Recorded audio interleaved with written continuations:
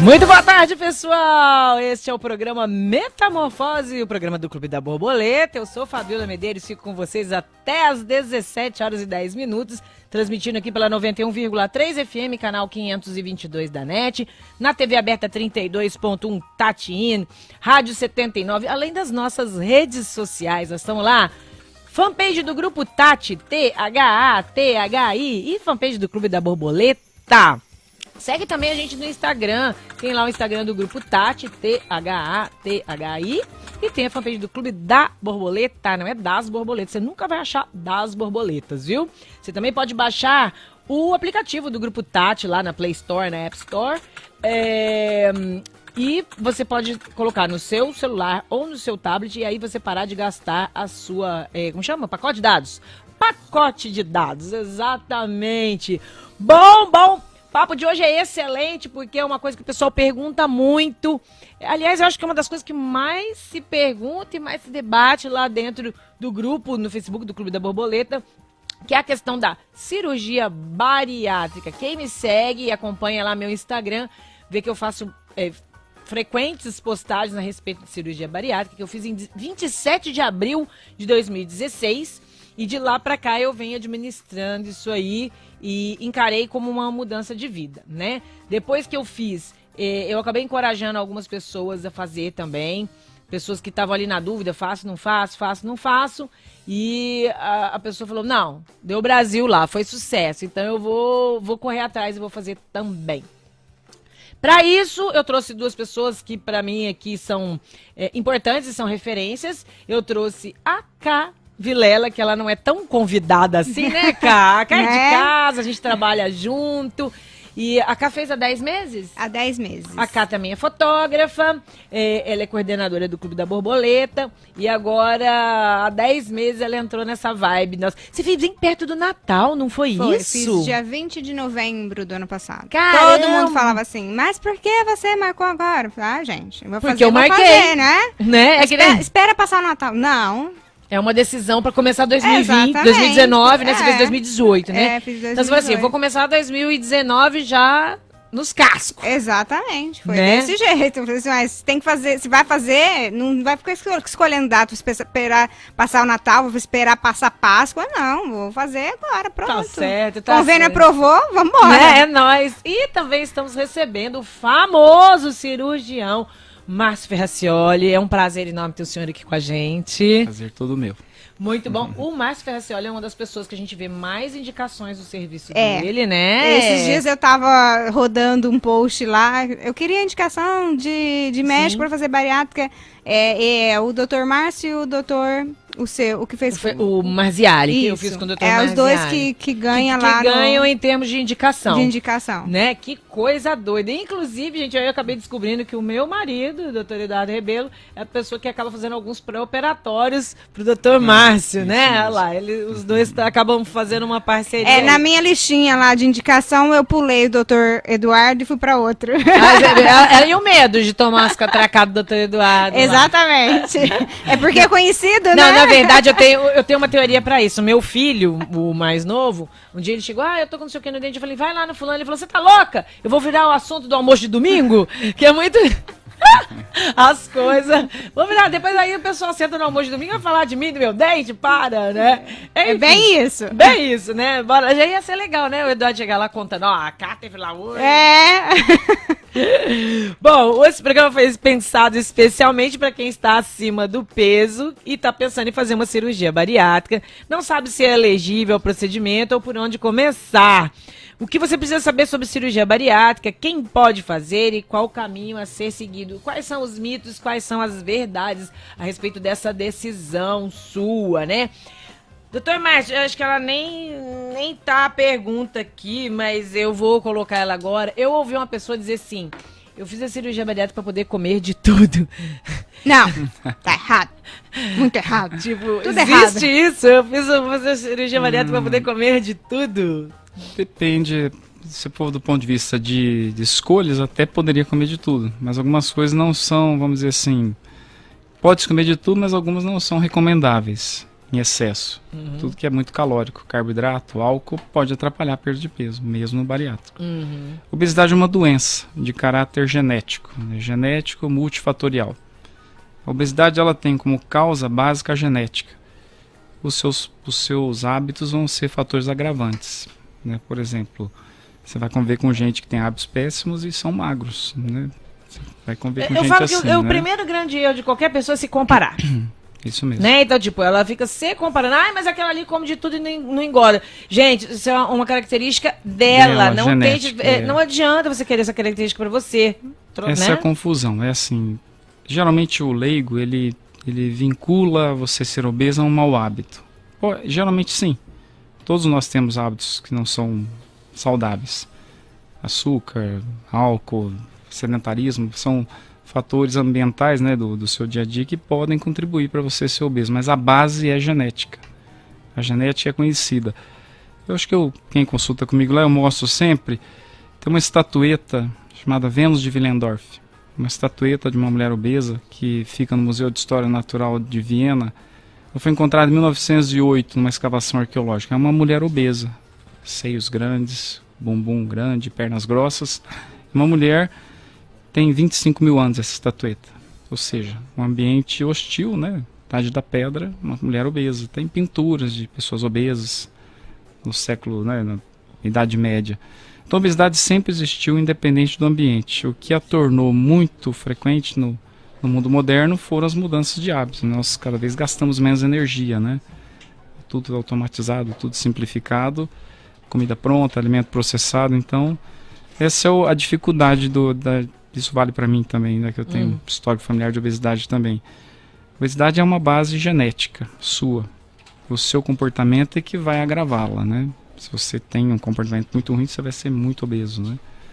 Por isso tem aqueles que vão ser naturalmente magros, independente do comportamento, né? Exatamente. Não, meu pai, por exemplo, nada faz ele engordar, gente, impressionante. Em compensação, minha mãe, as duas avós sempre lutaram contra a obesidade. Minhas duas avós perderam a batalha. Eu ainda brinco que para mim foi me dada uma segunda chance quando eu fiz a cirurgia bariátrica, porque talvez se minhas duas avós tivessem acesso na época, né, faz muitos anos que elas faleceram, muitos anos mesmo, se elas tivessem tido essa oportunidade, talvez a gente tivesse tido a avó mais tempo, porque elas acabaram morrendo em decorrência de fatores que foram agregados através dos problemas da obesidade. Isso é interessante que você está falando, que é assim, a gente aceita com muita facilidade colocar um stent coronariano, você aceita com facilidade fazer cirurgias vasculares em diabéticos, em pessoas que têm colesterol alto, hipertenso, mas tem dificuldade de aceitar uma pessoa fazer uma cirurgia que pode mudar essa história. Eu sempre falo, milhões, gente, né? Vamos para, tipo, a pessoa, ela quebra a perna, você vai falar, tem que engessar, né? A pessoa tá lá com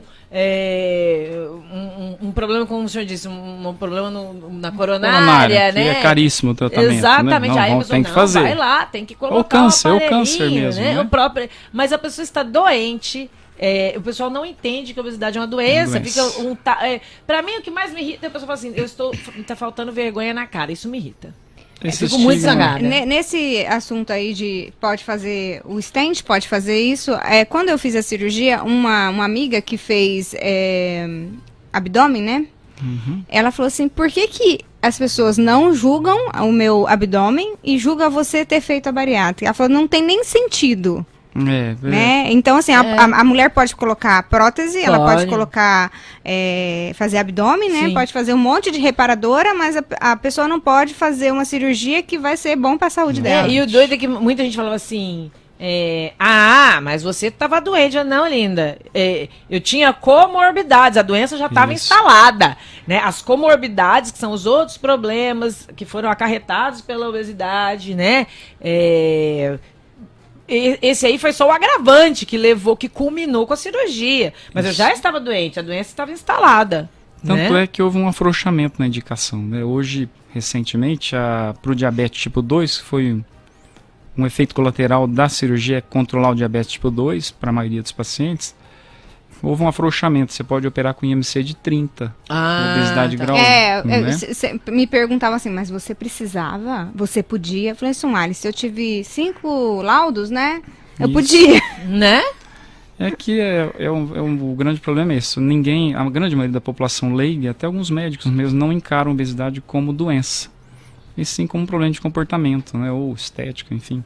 Mas isso tem mudado lentamente. Eu acho que devagarinho o pessoal vai começar a entender. Mas o impacto da cirurgia bariátrica é muito pequeno. Se você fizer uma conta simples, no Brasil, estima-se, grosseiramente, que 2% da população adulta, ou no geral, se não me engano, na população geral, 2% tem obesidade grau 3, da população adulta. Isso, se a gente vamos grosseiramente, talvez 3 milhões, 4 milhões de obesos grau 3. No ano passado, no Brasil, nós fizemos 105 mil cirurgias. Então ainda é enxugar muito... gelo. Enxugando gelo, exatamente. Eu era obesa pequeno, de né? Grau 3. Sabe que As pessoas não acreditam, mas eu era obesa grau 3. O que eu costumo Sim. dizer, gente, até pra que a gente fala, poxa vida, o pessoal não considera obesidade doença, coisa e tal. Até pouco tempo atrás, eu não tô falando remotar aí de 1000 anos, eu tô falando de 1000 anos aí, até menos um pouco. Menos. A pessoa que tinha epilepsia estava possuída pelo demônio, tá? Ela não era epilética. Não é louco isso? A pessoa que tinha epilepsia, o pessoal achava que ela estava possuída Muitos pelo ficavam em demônio. manicômio, né? Exatamente, ela só separado. era epilética. Então, custou para se chegar nesse diagnóstico e aceitar isso como uma doença e não como uma possessão, né? Então, eu acho que devagarinho a gente vai chegando na questão da obesidade, vai começar a tratar cedo isso, né? Tratar logo cedo. E até antes que ela fique muito grave, né? Né? E a minha amiga, Margarete, ela é paciente do Dr. Márcio também. E foi a partir da Margarete, conversando com a Margarete, porque eu também achava que para fazer bariátrica era só a partir de 40 IMC. E conversando com a Margarete tinha 5 comorbidades, ela fez, se não me engano, com 32 ou 33 IMC.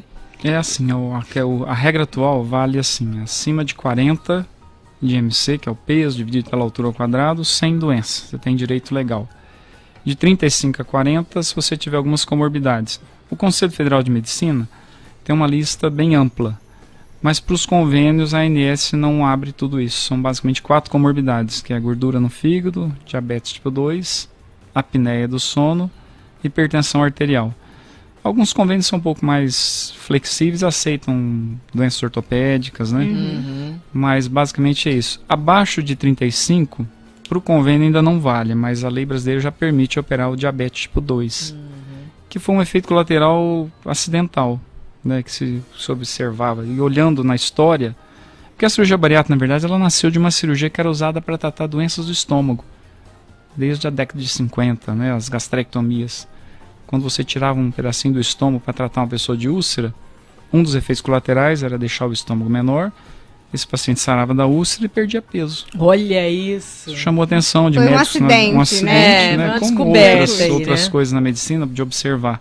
E já havia descrições pontuais de se observar que a pessoa que fazia um Y de Roux, que é a cirurgia, a gastrectomia, Y de Roux, né, que é você tirar um pedaço do estômago ou desviar o intestino, fazia a glicose os pacientes caírem. Já tinha descrições antigas na história médica, né? E aí nasceu, nos anos 60, começaram os primeiros estudos. O nascimento foi nos anos 80, lá com o Dr. Capella, né? Rafael Capella. Por isso que o procedimento foi batizado de Capella. Isso. E, na verdade, são 2 médicos. Um deles no Brasil não é muito conhecido. Depois ele ficou conhecido, o Dr. Fob. 2 médicos, o Dr. Rafael Capella e Matias Fob, né? São 2 médicos. E aí ficou o bypass, que nós conhecemos hoje, é popularmente cirurgia de Capella ou Fob Capella, né? E é o padrão, a cirurgia mais usada no nosso país. Não é mais... Qual que você fez? Você fez bypass? Como que foi a tua preparação, Cá? Eu comecei a sentir muito mal, né? Inclusive foi no Dr. Eduardo que eu descobri o que eu tinha, né? Eu tinha uma dor abdominal muito grande e dor de cabeça. Eu passava muito mal e eu queria descobrir por que eu sentia isso. Aí eu comecei a fazer os exames com o Dr. Eduardo em março do ano passado. E aí eu descobri que eu tinha gordura no fígado, Esteatose hepática? Esteatose, eu tinha uma hérnia de hiato, Eu já ia falar. esofagite e gastrite. A hérnia de hiato a gente não percebe, mas ela que faz tudo ficar dolorido no estômago da gente. Também, e eu senti uma dor abdominal que eu achava que era pedra na vesícula. Não era por conta da esteatose. Entendi, olha aí. E aí, a partir daí, eu comecei a fazer mais exames, né? O doutor Eduardo foi me pedindo uma bateria de exames para descobrir o que eu tinha. Porque até então eu era gordinha, mas eu não tinha nada. Eu sempre fazia os exames anuais e eu não tinha nada. Até que eu vi a Margarete no Facebook. E aí, eu conversando com ela no particular, ela falou assim, toma aqui o telefone do Dr. Márcio, marca lá com o Dr. Márcio. Eu fui com aquela imagem na cabeça, pode ser sim, pode ser não. Né? E a partir daí, acho que a primeira consulta foi em junho do ano passado. Olha como que o processo demorou. Porque tem gente que faz muito rápido, né? Eu falei que esse processo de demora foi importante. Com certeza, acho porque eu fui fundamental. preparando tanto o meu psicológico, né? E um detalhe, não contei pra ninguém. Fui na primeira consulta, nem minha família sabia. Só depois da primeira consulta que eu contei em casa. E uma semana antes da cirurgia, eu contei para algumas pessoas. A minha mãe ficou sabendo no hospital.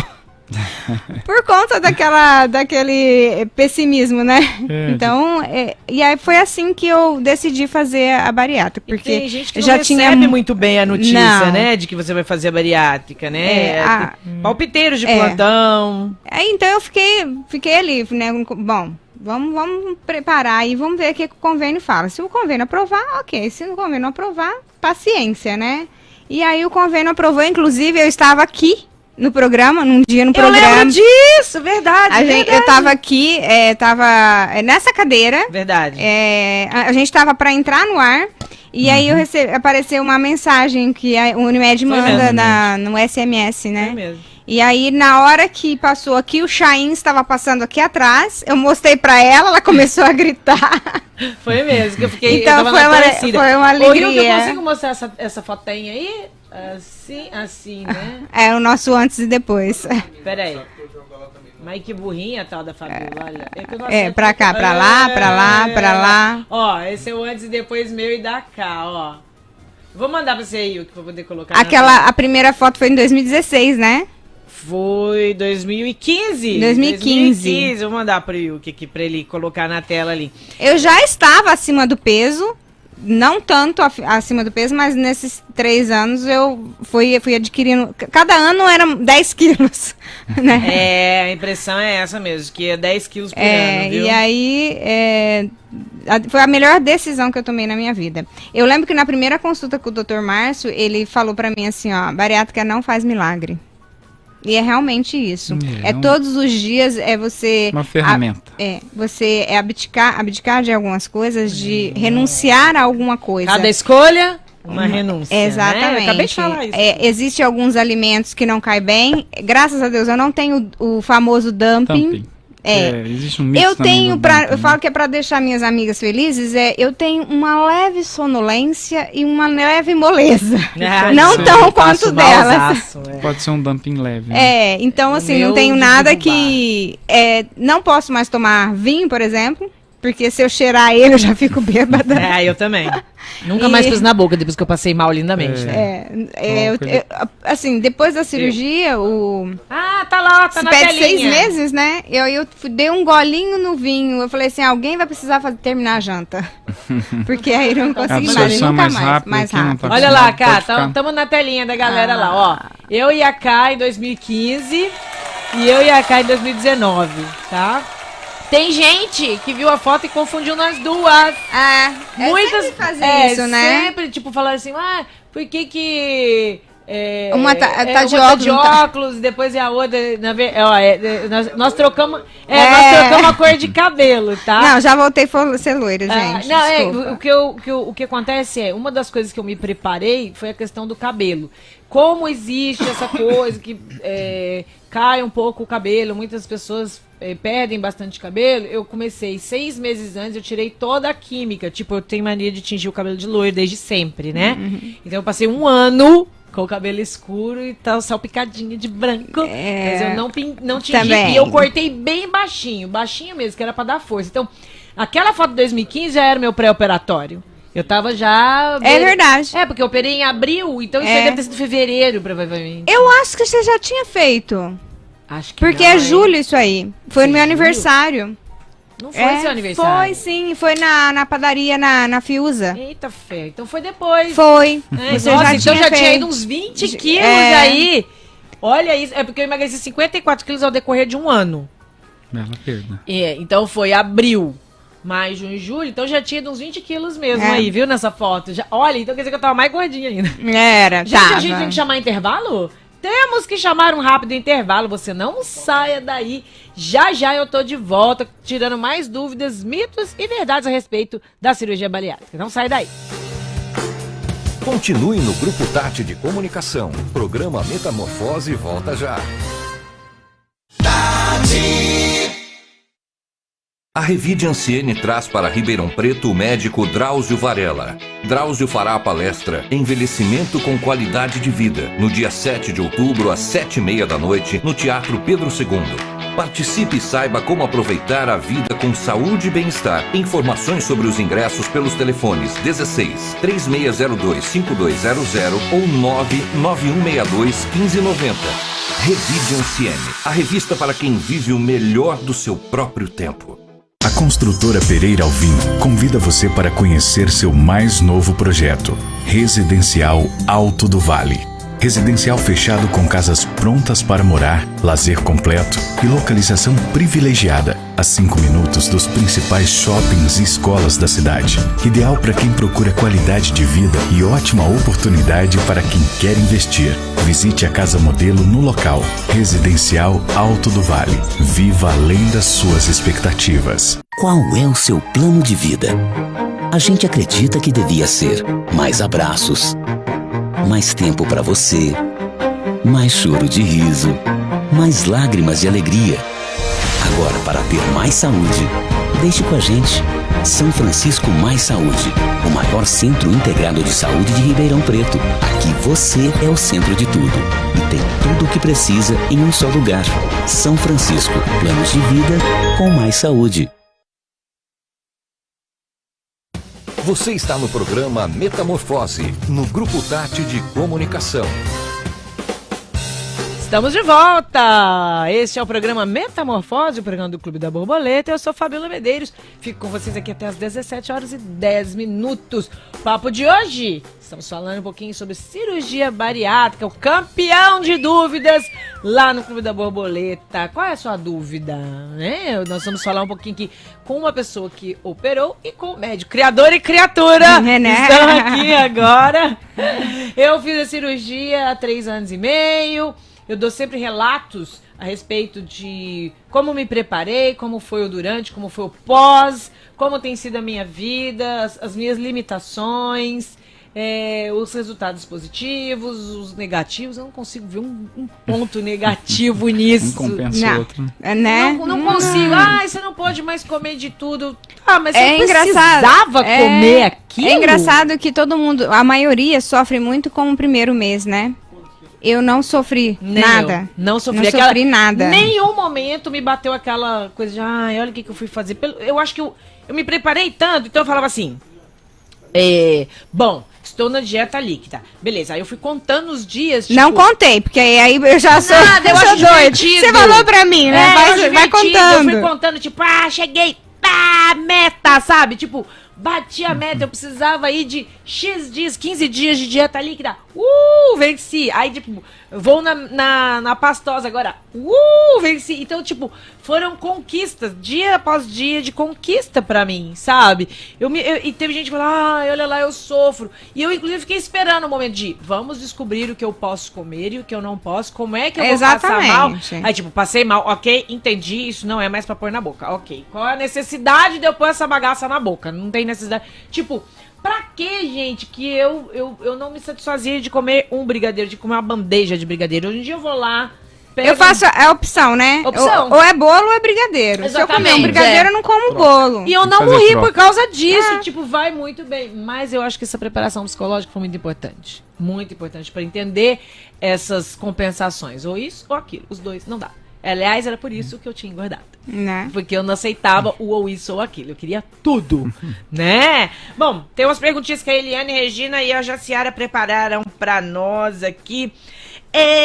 A Eliane pergunta assim, falar um pouquinho sobre os riscos da obesidade. O que, tipo, todo mundo sabe. Ah, fica obeso, não serve na roupa. Ah, mas o que Mas mais? é muito além disso, vai né? muito além disso, né?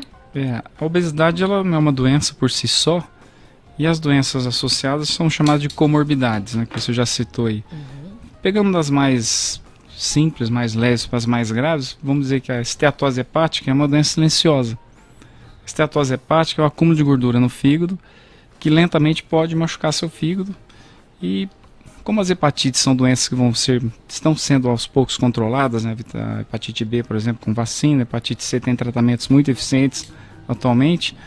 Em breve, acredita-se que a esteatose hepática seja a segunda maior causa de cirrose no mundo, né, depois do álcool. Então, Caramba. Porque ela tem níveis, né, doutor? É grau 1, 2... até grave. Então, a esteatose hepática, além de um componente genético, mas o ambiental é muito importante. A obesidade é a maior causa de esteatose, né? A obesidade juntamente com o álcool.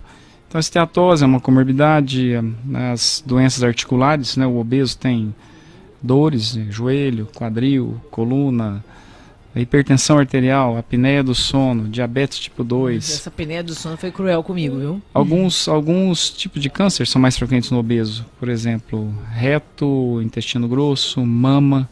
São cânceres que são muito frequentes em países que têm muita obesidade. Isso eu não sabia. Vê se- Sim. Desse eu não sabia. Tem relação direta com obesidade e câncer do intestino Eu sei, acho grosso, que né? no estômago também tem uma relação, né? O estômago menos, o estômago é mais ambiental, tanto que o câncer de estômago vem diminuindo nos últimos anos, mas de reto, intestino grosso, mama, né? Tem uma relação direta. E porque é uma doença inflamatória. A doença, a obesidade, ela gera uma inflamação crônica e degenera, né? Então o obeso morre mais cedo de complicações, além da parte de estigmatização social, né? Ele sofre muito. Com Eu já tinha o autoestima, joelho, já estava pedindo socorro. E o mais jovem, o obeso mais jovem não sente tanto isso, porque ele tem reservas, né? Articulares, reserva cardíaca, reserva respiratória, mas o obeso, conforme vai envelhecendo, começa a sentir Vai mais, sofrendo. vai ficando limitado fisicamente e também das doenças que vão se acumulando, né? Então, a obesidade é uma doença de alto risco a longo prazo, do ponto de vista cardiovascular, respiratório, de articulações e mais uma lista enorme de doenças. E diz uma coisa, pro pessoal que tá pegando agora o segundo bloco, quem pode ser elegível, né? Nós falamos um pouquinho sobre isso no primeiro bloco, só deixar claro, pessoal, quem é elegível para fazer essa doença e... Fazer a cirurgia. O que eu falei? Doença. Bêbada! Gente, quem manda a âncora trabalhar bêbada aqui? Quem é elegível para fazer a cirurgia? E vamos falar um pouquinho sobre a tomada de decisão. O senhor deve ouvir coisas diferentes lá no consultório. Tipo, tomei essa decisão porque... É comum assim, vou falar o contrário, né? Às vezes algumas pessoas vêm, olha, minha mulher, principalmente os homens, né? Quase chega algemado no consultório. Olha, minha esposa me trouxe aqui porque ela quer que eu faça bariátrica. Não funciona bem. Então, assim, a decisão pela cirurgia bariátrica, ela tem que ser pessoal, porque se não houver empenho depois, o resultado pode ser ruim, né? É lógico que quem vive com você quer te ver bem, né? Sim, E às vezes com quer certeza. induzir você a fazer um procedimento, mas a cirurgia bariátrica especificamente, sem um comprometimento, o resultado pode ser ruim. É que nem você querer fazer uma pessoa parar de beber, É. mandar ela pro AA sem ela Não querer tem. ir. Né? A obesidade, ela tem alguns fatores que a pessoa não controla. Você estava falando do apetite, né? Existe um hormônio, talvez você já tenha ouvido falar, chamado grelina, que é produzido na parede do estômago, que induz aquele apetite desordenado, você comer e não ter uma saciedade, né? O obeso tem um distúrbio de apetite e saciedade que é hormonal, né? Não é só de compulsão Como chama psicológica. esse Grelina. grelina? Grelina. Anotem aí o nome desta maldição. Chamada de grelina. E a leptina, que é um hormônio da saciedade. Então existe um desequilíbrio entre dois hormônios que dão apetite e saciedade. O estômago, quando você diminui o tamanho do estômago, você secciona ele, você diminui drasticamente a produção de grelina. Isso nas duas técnicas mais comuns, né? entre elas as mais usadas no Brasil, que são o bypass e a gastrectomia vertical, conhecido como sleeve. Você secciona o estômago e diminui a produção desse hormônio. Então, mas voltando à pergunta que você me fez, a decisão tem que ser voluntária, Sim. não deve ser induzida por ninguém. A segunda pergunta, em relação às pessoas elegíveis, são pessoas que não têm doenças debilitantes, por exemplo, câncer, né, fora de certo, controle, doença que esteja em tratamento, uma doença debilitante, doenças infecto-contagiosas fora de controle, tuberculose. O HIV não é uma contraindicação se o paciente estiver controlado, né? Entendi. Não é controlado, não é contraindicado. Mas os elegíveis são pessoas que tenham condição clínica de serem operados e o critério é o índice de massa corporal. Acima de 40, basta ser obeso. Entre 35 e 40 de MC, se tiver as comorbidades que eu citei. São várias, mas para o convênio Tem valem imagens 4. na tela aí, né, pessoas, a respeito dos itens que são requisitos para poder fazer a cirurgia, correto? Para você que tá aí. Gente, eu postei isso no meu Instagram também, ó. Olha lá os problemas, ó. Hipertensão arterial, diabetes, esteatose hepática, que é a gordura Lembrando no que é fígado. diabetes tipo 2, né? Diabetes tipo 2, tá, pessoal? Que a tipo 1 é uma doença que não tem benefício, vamos dizer assim, direto com a bariátrica. Seria diabetes tipo 2. E a apneia do sono, que essa aí que foi cruel. Eu tava num estado gravíssimo Isso, quando que eu pode fiz. ser grave. A minha foi muito grave. Normalmente o relatório demora aí tipo um mês pra entregar. Quando eu levantei de manhã lá na clínica, a moça me chamou e falou, vem cá. Tipo, já falou, olha, é o seguinte, o resultado mesmo em mãos vai chegar daí um mês, mas eu vou adiantar porque teu estado é grave. Tem que colocar um CPAP. Eu tava numa situação bem complicada mesmo, bem complicada. Tinha umas imagenzinhas aí de como é feita a cirurgia, pessoal? Eu deixei algumas fotos com ele, mas assim, algumas cirurgias não são praticadas no Brasil, são cirurgias novas. Essa é a chamada banda gástrica. Das cirurgias que são regulamentadas no Brasil, essa a gente usa pouco hoje em dia, chamada de banda gástrica. A banda gástrica é um anel que é colocado na entrada do estômago. A função dele é criar uma barreira a hora que você vai comer. É uma cirurgia que em desuso hoje porque esse anel gera muitas complicações. Ele pode deslocar, perfurar o estômago, o resultado na perda de peso não é tão bom. Entendi. O balão não é bem uma cirurgia, é um método temporário que você coloca um dispositivo dentro do estômago para ocupar espaço, né? E com isso você pode perder peso, mas o resultado não é tão bom a longo prazo. Ele pode você reganha peso facilmente com ele. Até né? porque ele não inibe a produção desses dois hormônios. E aí, tipo, a hora que ele murchar também... Já era, né? Já era. Eu coloquei e fiquei muito indignada na Tem época. paciente que não perde nenhum grama com balão. Olha só, tá vendo? Então você que não perdeu nenhum grama, não se aborreça. Isso tem mais caro. Não sei se está indo ao ar, mas esse desenho o próximo. Esse é o chamado o bypass gástrico, a cirurgia mais popular no nosso país. Você cria um pequenino estômago, né, separando o estômago em duas cavidades. O estômago maior fica desligado, o em amarelo é o estômago menor ligado no intestino. Então você cria um estômago muito pequeno que vai te dar um limite físico, uma restrição, e um desviozinho curto do intestino delgado, que em inglês é o bypass, é isso, que você tenta diminuir um pouquinho a absorção dos alimentos, mas não é uma redução tão significativa. E esse então desvio... foi esse aí que eu fiz. Eu tava tentando não saber o que eu tinha feito, sabe? Eu fico aí. imaginando como tá lá dentro dessa zoeira. Aí agora eu tô vendo, ele não tinha Meu marido necessidade. perguntou, como você fez? Não sei, ele me Então, mostrou, lembro, mas eu apaguei da minha Ele memória. começou a explicar, aí sabe quando você fica, não tô ouvindo nada, não quero saber, agora fiquei sabendo, pronto, olha lá. Procura no Google aí, que eu não... Basicamente, existe muita confusão em relação às técnicas, porque assim, todas elas se baseiam basicamente em duas coisas. Você diminuir a capacidade de ingerir quantidades maiores de alimento, ou diminuir a capacidade de absorver, ou as duas juntas, né? O bypass é uma cirurgia mista, você diminui o tamanho do estômago e cria um desvio. Por isso ela é uma cirurgia muito potente, que é o caso de vocês duas. O sleeve, que a gente chama de gastrectomia vertical, eu acho que não... Esse aí é um que chama SAD, é uma técnica não usada ainda no Brasil, é pouco usada, quem usa não é uma cirurgia que tem regulamentação. Entendi. É um sleeve com desvio. Na verdade, toda vez que você acrescenta um desvio longo, é o caso dela, você pode ter diarreia, desnutrição, então é uma cirurgia que tem uso restrito, né? É muito usado na Europa, na Espanha, que é o defensor dela, ela é chamada de SAD.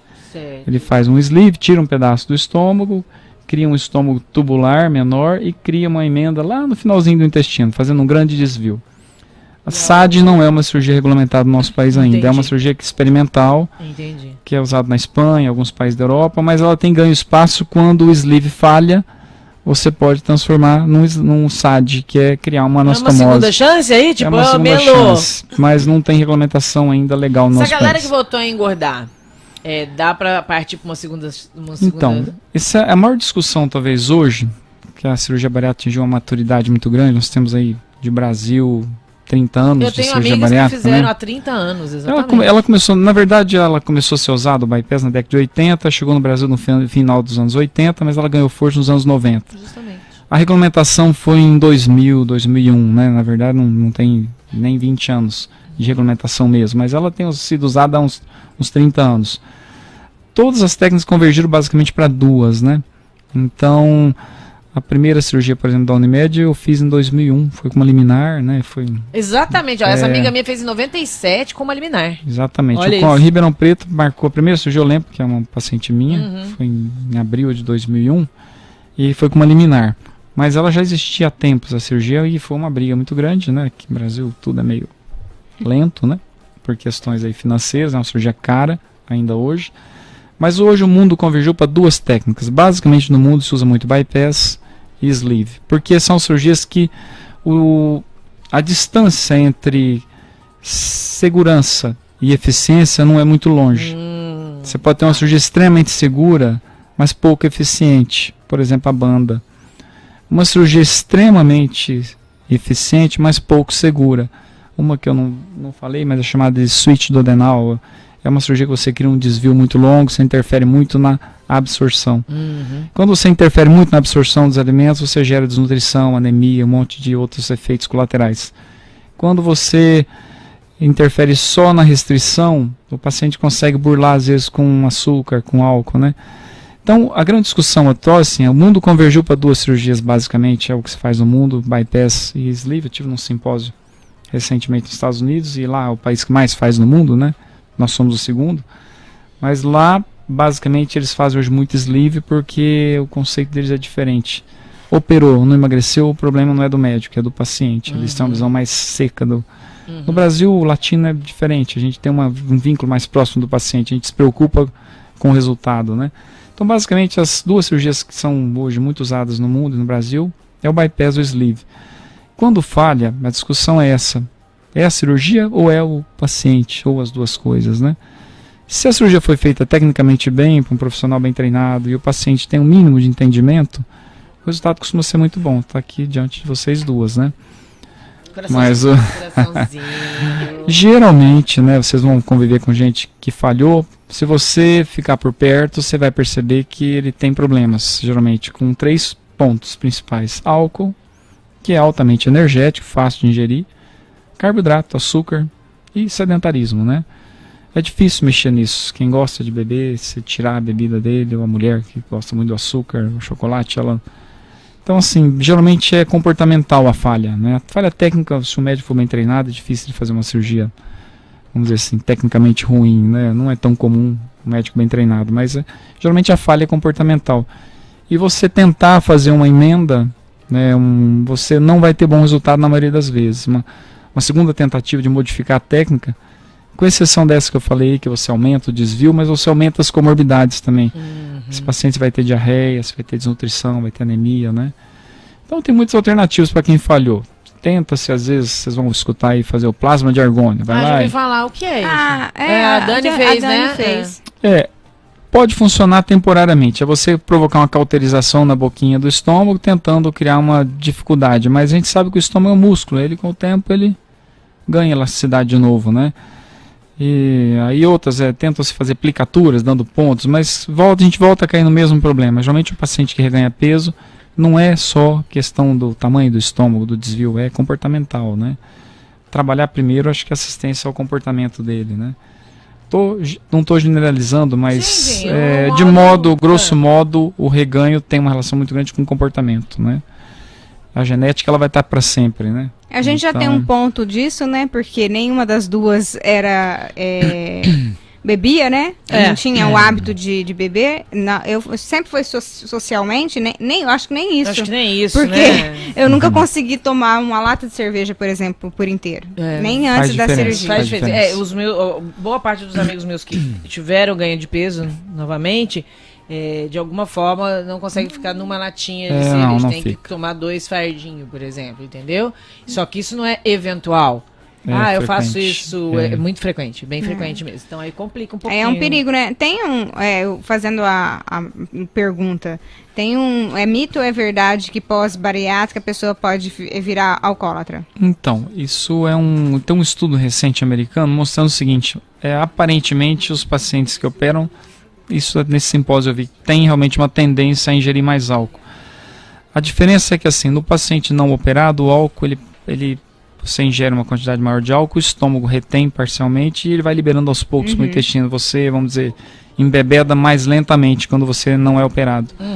No paciente bariátrico do tipo bypass, principalmente o esvaziamento é muito rápido do estômago, a chegada do álcool é rápida ao intestino, você pode ficar embriagado mais rápido, mas ao mesmo tempo passa mais rápido, né? E ele volta a beber. Então, há uma tendência sim, em alguns trabalhos americanos, mostrando de uma tendência de você passar a gostar mais do álcool, sim. Eu nunca É, mais é, encarei uma mas taça de vinho. melhor. Eu lembro Minha que quando eu fui no psicólogo, ele falou pra mim, ele fez eu prometer que se algo acontecesse nesse sentido com bebida alcoólica, que eu ia procurar ajuda. Mas assim, isso é muito vago, é difícil você fazer um estudo comprovando isso, mas os americanos acreditam nisso, né? Que Muito tem bem. assim. Pessoas, quanto tempo eu tenho? 7 minutos, ótimo, ótimo. Bom, se a gente fosse falar qual é a melhor escolha? Fazer o bypass? Fazer como é que chama? A sleeve. Sleeve. Tá, né? Aí, então, essa é uma Inf- pergunta. Eu vou aí- falar tecnicamente que é melhor. O americano, o europeu, atualmente eles têm uma nítida preferência pelo sleeve, porque é uma cirurgia mais fácil de fazer. Então, o doutor que está começando, ele gosta do sleeve, porque é uma cirurgia que você gasta 15 minutos a menos, não tem que fazer emenda. O bypass é uma cirurgia que precisa de habilidade. Você tem que ter habilidade técnica, porque você tem que fazer emendas, né? Mas eu vou falar tecnicamente. Quando que o bypass é bem indicado? No paciente que tem diabetes tipo 2, o sleeve é menos eficiente. É mais indicado fazer um bypass. Para o paciente que tem refluxo, azia, queimação, hernia de hiato com refluxo, tem que ser bypass, ele vai piorar com o sleeve. Aí, já viu? Terminei com Né? 3 coisas numa Exatamente. cirurgia só. Então, assim, a síndrome metabólica, que é aquela associação de obesidade, diabetes, gordura no fígado, colesterol alto, esse paciente vai se beneficiar melhor com um bypass. O bypass é mais eficiente, aparentemente, assim, a gente sente no convívio com os pacientes, e também em trabalhos brasileiros mostram que o bypass é uma cirurgia para o grande obeso, para o diabético, para quem tem refluxo, mais eficiente. Quando que você indica o sleeve? Para um paciente que ingere pouco álcool, pouco açúcar, e um paciente que não tem refluxo, né? Ele pode funcionar bem em qualquer um dos dois tipos de obeso, grande obeso ou menos obeso. O sleeve também funciona bem, mas o sleeve a gente observa que precisa de um empenho melhor, né? O sleeve ele é mais vulnerável ao paciente que ingere açúcar, álcool, porque você não tem nenhuma interferência na absorção, né? Então, se o paciente belisca muito, ingere muito açúcar, muito álcool. Vai da idade também? Pessoas mais jovens? Então, esse é um dos critérios que alguns defendem. No adolescente e no idoso, por ser uma cirurgia mais simples, você fazer um sleeve. Mas eu já fiz bypass em pessoas idosas. Na verdade, Até que idade pode fazer? Não tem um limite, vamos dizer, o estado geral que a lei brasileira permite fazer dos 16 aos 65 anos, pelo convênio. Mas particular, um paciente em bom estado, hoje como a longevidade é alta, né, a gente vive muito, então já fiz bypass em paciente diabetes de 70 anos, o mais velho que eu já fiz, tá super bem, Ah, que legal. faz academia comigo. Ah, isso é maravilhoso, né? Legal. Bom, o pessoal pediu para falar um pouquinho sobre as minhas experiências. Então eu fiz em abril de 2016, durante um ano eliminei 54 quilos, passei mal frequentemente, algumas pessoas assistiram de camarote, Várias vezes. Várias vezes, e às vezes, tipo, coisas que eu sei eu não faço mais. Eu não como fritura, em hipótese alguma, não me fiz a menor falta, tá? Mas era comer e passar muito mal. Não era passar mal assim, não. Era passar muito mal. A carne bovina, eu já não era fã, só piorou. Então, tipo, nem tento. Existia um prato que eu amava e aí a única coisa que eu falo, poxa vida, eu vou comer aquilo, eu vou comer sabendo que eu vou passar mal. Então eu já desencanei também. Tinha um prato que é lá do Túlio Santini, lá do Amit, o tal do filé Enzo. Era minha alegria ir lá comer o teu filé Enzo. Acabou, nunca mais. Passo muito mal. O refrigerante que eu acabei... Foi uma luta nesses últimos 3 anos e meio. Eu tinha uma sorte, não, né? Eu tinha uma vantagem que eu não tomava refrigerante há mais de 10 anos. Olha isso. Então, Isso ajuda. há 3 anos eu luto com essa história de parar de tomar refrigerante. Eu tinha ficado 1 ano sem tomar refrigerante na época de me preparar pra cirurgia e o pós-cirurgia. Aí um belo dia eu resolvi tomar de novo Danoce, mas em quantidades bem menores. Eu sou prova disso, né? É bem muito menor, E desde julho desse ano eu suspendi também, mas eu tomei outras medidas pra não ficar me sentindo privada daquilo. Então eu consegui. Tá indo bem, tô indo bem. Atividade física. Teve uma época que eu tava emagrecendo muito, aí o médico falou, tira o pé. E aí depois eu consegui uma hérnia de disco e um bico de papagaio aqui, então eu tive que mudar a questão da atividade física. E eu cheguei a parar completamente. Aí eu percebi o quanto ela estava me fazendo falta. Então eu comecei devagarinho de novo a atividade física, porque eu percebi que a gente fica achando, né, que aquilo não faz falta assim. Eu tive que fazer. Manter músculo, né? Manter musculatura. Voltei devagarinho, bem devagarinho. 15 minutos por dia, peguei uns programas muito legais de 15 minutos por dia, tá fazendo bem. 1 minuto? Caramba, passou voando. Né? Meu conselho, você não faça se você não acreditar. Né? Se você não acreditar que você é capaz, que aquilo vai te trazer uma mudança, e principalmente se você não estiver disposto a abrir mão de alguma coisa, não faça. Não faça, porque você vai se sentir revoltado. Pra que você foi fazer isso? Entendeu? Gente, eu nunca tive esse sentimento. Pelo contrário, eu agradeço. Cada vez que eu passava mal, eu falava, vai, graças a Deus. Se eu tivesse sido assim a vida toda, eu não tinha engordado. Não tinha engordado. Ai, ainda bem que eu passei mal. Eu não tinha limite, Deus pôs o limite aí agora. O limite tá aqui. Olha, eu tô passando muito mal, esse é meu limite. Então eu aprendi a entender meus limites a partir daí. E eu me tornei uma pessoa mais disciplinada. Nesses 3 anos, né? 3 anos. Eu falo sempre que ela é a grande inspiradora pós-bariátrica. Eu me tornei muito disciplinada, muito mesmo. Graças a Deus, acho que a cirurgia veio aí pra puxar as rédeas. Bom, chegamos ao final, infelizmente. Acho que a gente pode repetir a dose. Porque um papo longo, dá pra falar muita coisa sobre. Dá pra gente segmentar, inclusive. Passar um dia inteiro. Né? Com certeza. Falando sobre. Eu sei que foi Eu gosto do assunto. Uma manobra, uma operação de guerra, o senhor poder sair lá do consultório, sair pra poder estar aqui com a gente. Então, nós somos muito gratos mesmo. Muito obrigada por dividir esse conhecimento com o pessoal. Cá, eu sei que pra você foi difícil estar aqui também. Ainda falei, gente, confirma se a Cá pode vir. Porque a Cá tá com o netinho novinho em casa, bebezinho. Tá com 3 dias, 4 dias, né? Dia 19. Então, não sei nem que dia que é hoje, gente. Também tô nessa. Então a gente sabe que foi uma operação de guerra. Mas é sempre um prazer vir aqui. Obrigada, viu, Cá? Principalmente na companhia do Dr. Márcio. Promovemos esse encontro. Meninos, obrigada a turma que tá aqui produzindo aqui pra gente. Valeu. Pra você que tá assistindo, brigadão. Fique agora com a Hora do Consumidor. E amanhã a gente tá de volta. Beijo grande e fui.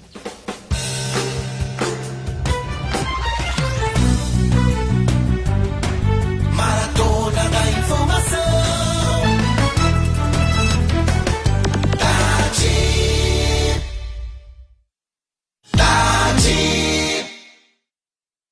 O Posto Triângulo está 24 horas de portas abertas para atender você e com cerveja gelada. Referência em qualidade de combustíveis. Posto Triângulo.